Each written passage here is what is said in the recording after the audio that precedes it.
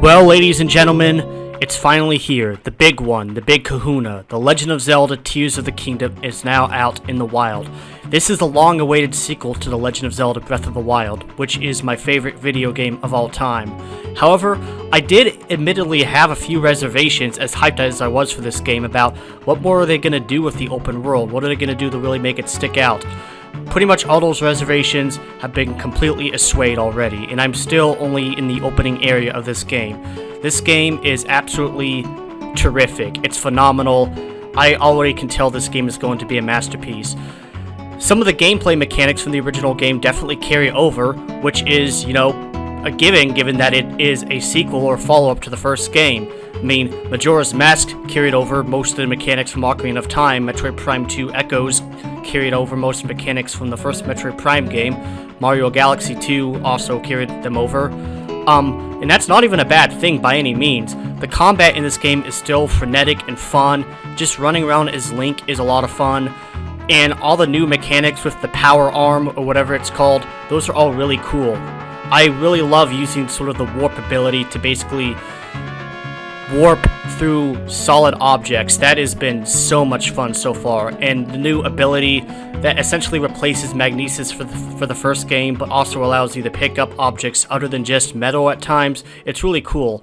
I've just had an absolute blast just experimenting, putting random crap together and making like weird contraptions that allow you to either fly through the air or basically attach to a rail system, basically turning it into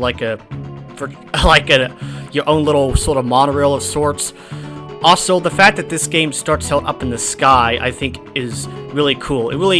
When I first heard about this game, I expected you would start in the land below and then have to work your way up to the sky. But no, this game starts out in the sky, so you really get to get that big new area right off the bat, which is awesome. This game looks beautiful. The lighting effects especially are really, really, really good, even compared to the previous game.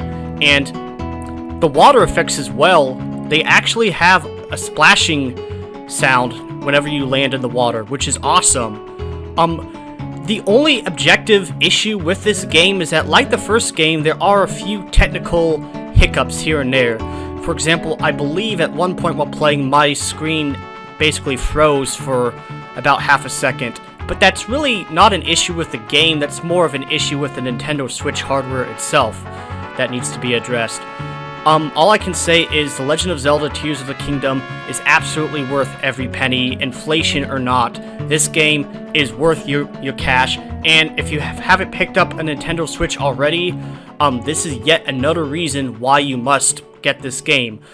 Tears of the Kingdom, along with other fantastic exclusives like Mario Odyssey, Metroid Prime Remastered, Metroid Dread, Super Smash Bros. Ultimate, Luigi's Mansion 3, among many others, just demonstrate to me why the Nintendo Switch has become my personal favorite Nintendo console since the GameCube, and might even be tied with the GameCube for me at this point.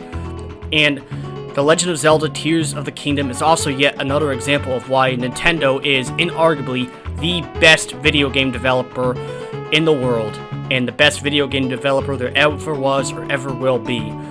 I mean, you can criticize some of their business decisions night and day, but their games are absolute masterpieces, and Tears of the Kingdom absolutely crushes it. So, go get this game.